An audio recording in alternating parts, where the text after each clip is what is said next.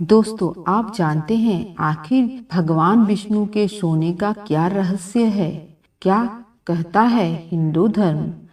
यह तो हम सभी जानते हैं और हमारे धर्म ग्रंथों में भी बताया गया है कि भगवान विष्णु शेषनाग की सैया पर सोते हैं।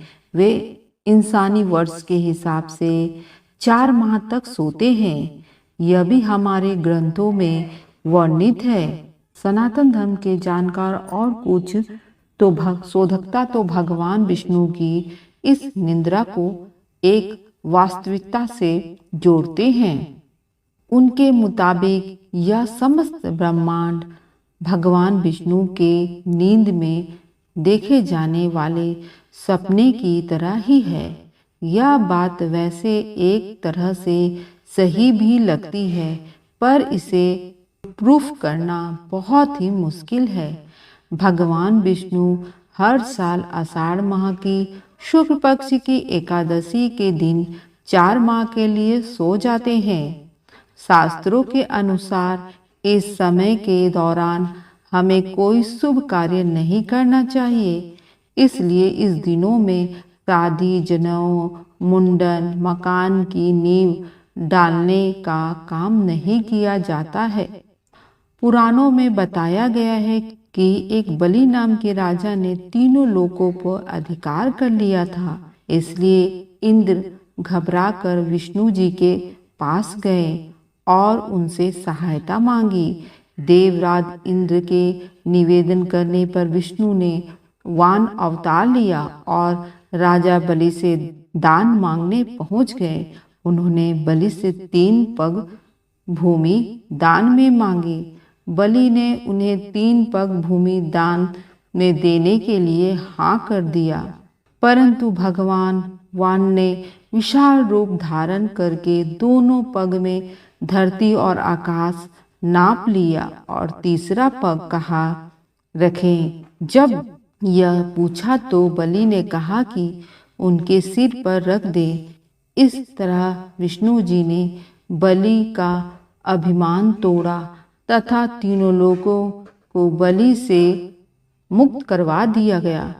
राजा बलि की दानशीलता और भक्ति भाव देख कर भगवान विष्णु बहुत प्रसन्न हुए तथा उन्होंने बलि से वर मांगने के लिए कहा।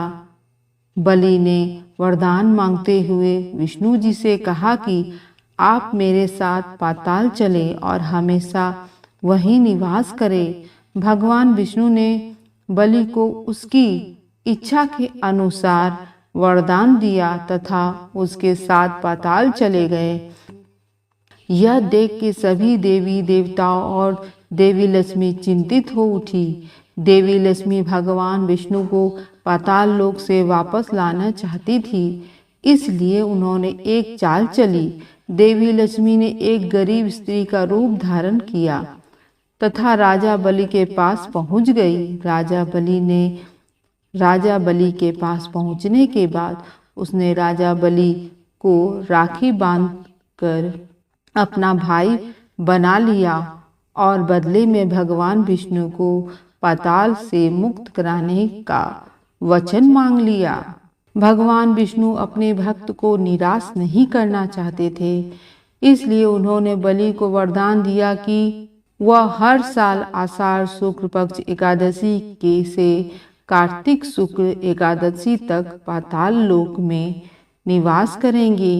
यही कारण है कि इन 4 महीनों में भगवान विष्णु योग निद्रा में रहते हैं और उनका वपन रूप में भगवान का अंश पाताल लोक में होता है।